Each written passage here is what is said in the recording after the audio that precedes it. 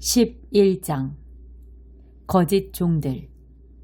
여러분은 내가 좀 어리석은 말을 하더라도 참아주시겠습니까?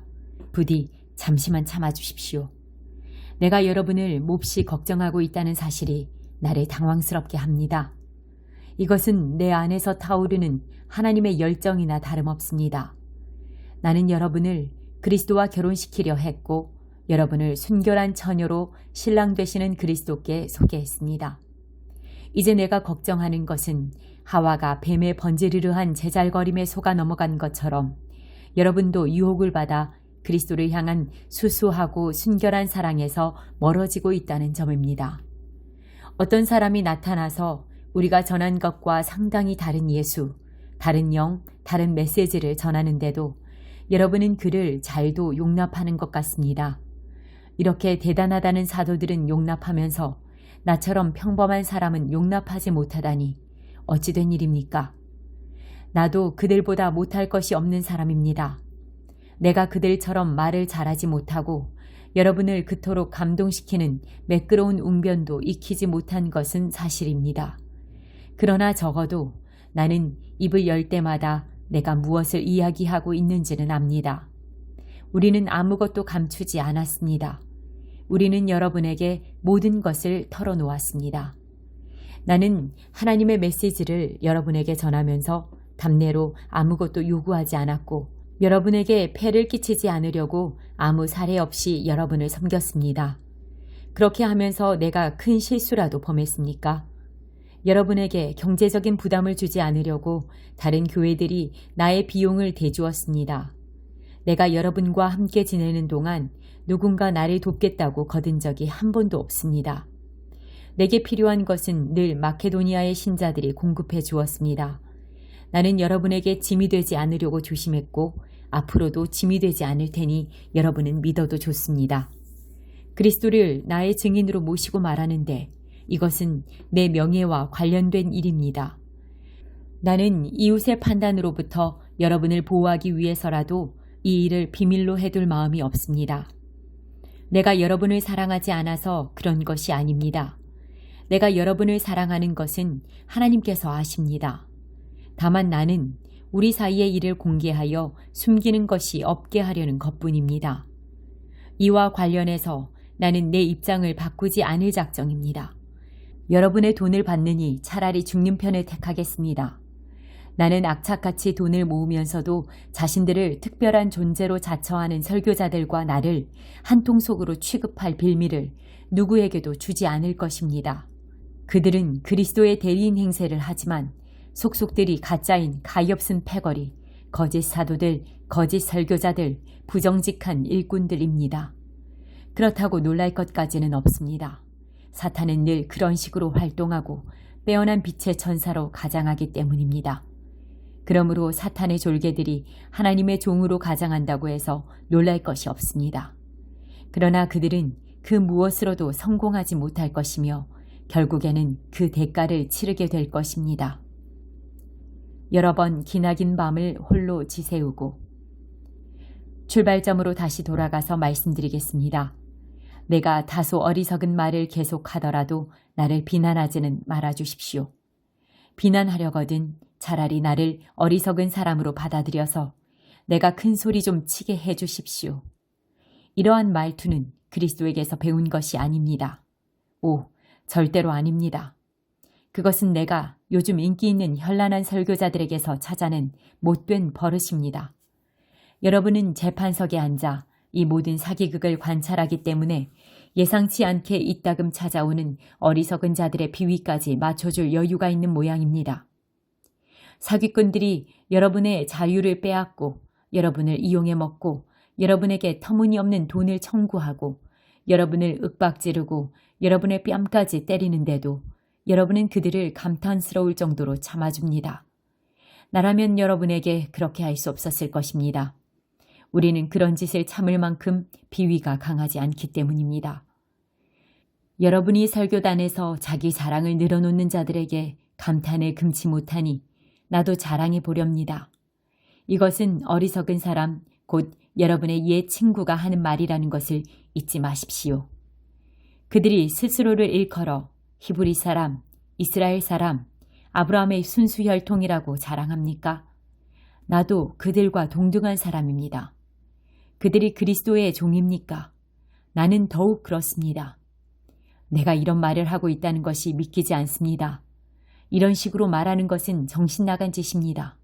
그러나 시작했으니 끝을 보겠습니다. 나는 그들보다 더 열심히 일했고 그들보다 더 자주 투옥되었고 매도 셀 수 없을 만큼 많이 맞았고 죽음의 고비도 여러 차례 넘겼습니다.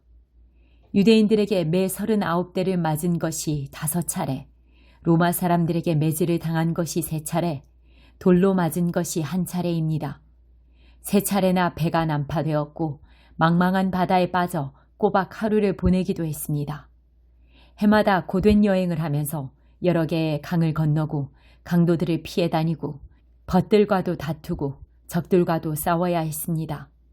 도시에서도 위험에 처하고 시골에서도 위험에 처했으며 태양이 장렬하는 사막의 위험과 폭풍이 이는 바다의 위험도 겪었고 형제로 여겼던 사람들에게 배신도 당했습니다. 단조롭고 고된 일과 중노동을 겪고 길고 외로운 밤을 여러 차례 지새우고 식사도 자주 거르고 추위에 상하고 헐벗은 채 비바람을 맞기도 했습니다. 하지만 이 모든 것과 비교조차 할 수 없는 것은 모든 교회로 인해 겪는 곤경과 걱정입니다.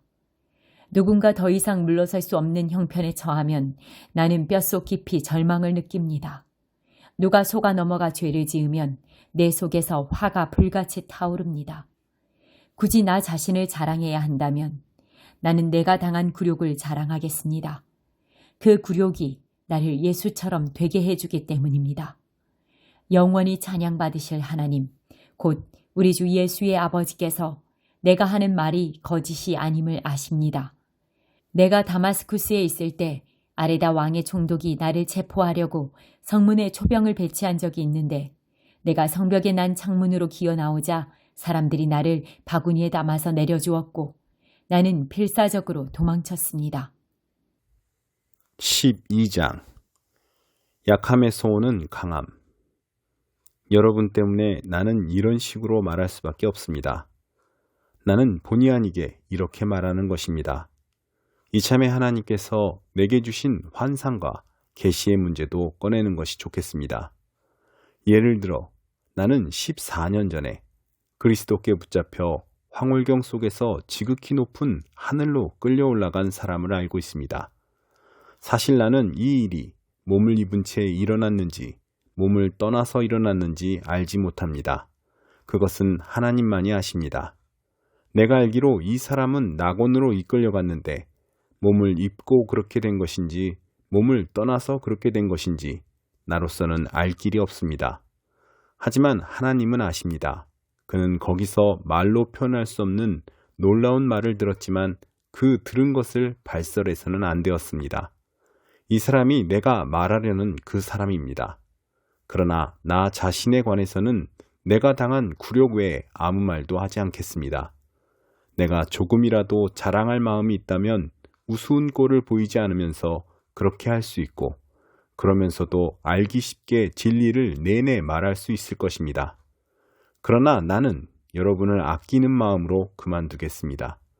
여러분이 길에서 나를 보거나 내가 하는 말을 듣게 되거든 나를 우연히 마주친 어리석은 사람, 그 이상의 존재로 여기는 사람이 아무도 없기를 바랍니다. 받은 계시들이 엄청나고 또 내가 우쭐거려서는 안 되겠기에 주님께서는 나에게 장애를 선물로 주셔서 늘 나의 한계들을 절감하도록 하셨습니다. 사탄의 하수인이 나를 넘어뜨리려고 전력을 다했고 실제로 내 무릎을 꿇게 했습니다. 그래서 내가 교만하게 다닐 위험이 없게 한 것입니다.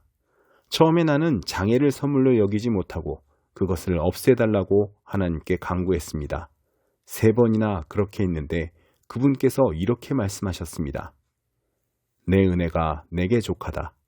내게 필요한 것은 그것이 전부다. 내 능력은 내 약함 속에서 진가를 드러낸다. 나는 그 말씀을 듣자마자 이렇게 된 것을 기쁘게 받아들였습니다. 나는 장애에 집착하는 것을 그만두고 그것을 선물로 여기며 감사하기 시작했습니다. 그것은 그리스도의 능력이 나의 약함 속으로 쇄도에 들어오는 하나의 사건이었습니다. 이제 나는 약점들을 기꺼이 받아들입니다. 나를 낮추어주는 이 약점들, 모욕, 재난, 적대행위, 불운을 기쁘게 받아들입니다. 나는 그저 그리스도께 넘겨드릴 따름입니다. 그리하여 나는 약하면 약할수록 점점 더 강하게 됩니다. 내가 실수를 저질렀습니다. 나는 이와 같이 말하면서 완전히 어리석은 사람이 되고 말았습니다. 그러나 그것은 내 탓만은 아닙니다. 여러분이 나를 부추긴 것입니다. 여러분은 내가 어리석은 말을 하도록 놔두기보다는 나를 지지하고 칭찬해 주었어야 했습니다.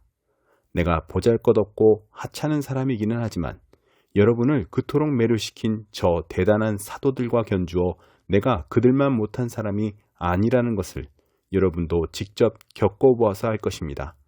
내가 여러분과 함께 있으면서 복된 시기와 힘겨운 시기를 보내는 동안 참 사도를 구별하는 온갖 표적들, 곧 놀라운 일과 이적과 능력의 표적들이 분명하게 나타났습니다.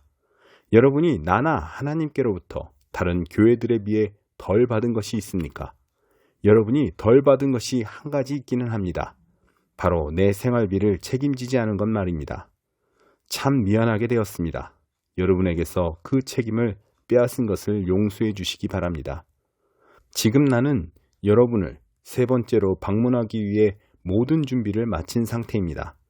그러나 걱정하지 마십시오. 여러분은 특별히 애쓰지 않아도 됩니다. 지난 2차례의 방문 때와 마찬가지로 이번에도 여러분을 성가시게 하는 일은 없을 것입니다. 나는 여러분의 소유에는 관심이 없습니다. 여러분 자신에게만 관심이 있을 따름입니다. 자녀가 부모를 돌보는 것이 아니라 부모가 자녀를 돌보는 것입니다. 여러분을 위해서라면 나는 기꺼이 내 지갑을 비우고 내 목숨까지도 저당 잡히겠습니다. 그러니 내가 여러분을 사랑할수록 여러분의 사랑을 덜 받게 되다니 어찌된 일입니까? 내가 앞에서는 자급하는 척하고 뒤에서는 교묘하게 속여 빼앗았다는 험담이 끊임없이 들리니 어찌된 일입니까? 그 증거가 어디에 있습니까? 내가 누군가를 보내서 여러분을 속이거나 여러분의 것을 빼앗은 일이 있습니까? 나는 디도에게 여러분을 방문하라고 권했고 그와 함께 형제 몇 사람을 보냈습니다. 그들이 여러분을 속여 무언가를 빼앗은 일이 있습니까? 우리가 솔직하지 않거나 정직하지 않았던 적이 있습니까? 우리가 여러분을 배심원으로 여겨 줄곧 변명하고 있다고 생각하지 마시기 바랍니다. 여러분은 배심원이 아닙니다. 하나님, 그리스도 안에서 계시된 하나님이 배심원이십니다. 우리는 그분 앞에서 진술하고 있는 것입니다. 우리는 여러분의 성장을 방해하지 않으려고 자비량으로 온갖 수고를 감당했습니다. 내게는 이런 두려움이 있습니다. 내가 여러분을 방문할 때 여러분이 나를 실망시키지 않을까? 내가 여러분을 실망시키지 않을까? 서로 실망한 나머지 모든 것이 산산조각 나서 싸움과 시기와 격분과 편가르기와 격한 말과 악한 소문과 자만과 큰 소란이 일어나지 않을까 하는 것입니다. 나는 다시 여러분에게 둘러싸여서 하나님께 창피를 당하고 싶지 않습니다. 또한 나는 예전과 똑같이 죄짓기를 되풀이하는 저 무리, 악과 불륜과 추잡한 행위의 진창 속에서 뒹굴며 헤어나오려 하지 않는 무리 때문에 뜨거운 눈물을 흘리고 싶지도 않습니다. 13장 그리스도께서 살아계십니다. 이제 나의 세 번째 방문이 얼마 남지 않았습니다. 사건은 두세 증인이 증거를 제시하고 나서야 명백해진다고 한 성경 말씀을 기억하십니까?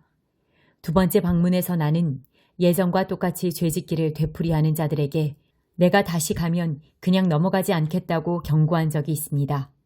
이제 나는 세 번째 방문을 준비하면서 멀리 있지만 거듭 경고합니다. 내가 그곳에 갈 때까지 옛 습관을 바꾸지 않는다면 조심해야 할 것입니다. 그리스도께서 나를 통해 말씀하신다는 증거를 요구해온 여러분은 생각보다 많은 증거를 얻게 될 것입니다. 여러분은 그리스도의 충만한 능력을 얻게 될 것입니다. 얻지 못할 것이라고 생각지 마십시오. 그리스도께서 십자가에 달려 돌아가실 때 그분은 더없이 약하고 굴욕적이었지만 지금은 강력하신 하나님의 능력으로 살아 계십니다. 우리도 볼품없어서 여러분 가운데서 굴욕을 당했지만 이번에 여러분을 대할 때에는 하나님의 능력으로 그리스도 안에서 살아있을 것입니다. 여러분 자신을 스스로 점검해 보십시오. 여러분은 자신이 믿음 안에서 흔들림이 없는지 스스로 확인해 보고 모든 것을 당연한 것으로 여기며 적당히 지내는 일이 없게 하십시오. 여러분 자신을 주기적으로 점검하십시오. 여러분에게 필요한 것은 예수 그리스도께서 여러분 안에 계신다는 전해 들은 이야기가 아니라 직접적인 증거입니다. 그 증거가 있는지 시험해 보십시오. 만일 그 시험에 실격했다면 방법을 강구하십시오. 나는 그 시험에서 우리가 실격자로 드러나지 않기를 바랍니다. 그러나 설령 그렇게 되더라도 여러분이 아니라 우리가 실격자로 드러나기를 바랍니다. 우리는 여러분 안에서 이 진리가 완성되기를 응원합니다. 이것 외에 우리가 할 수 있는 일은 없습니다.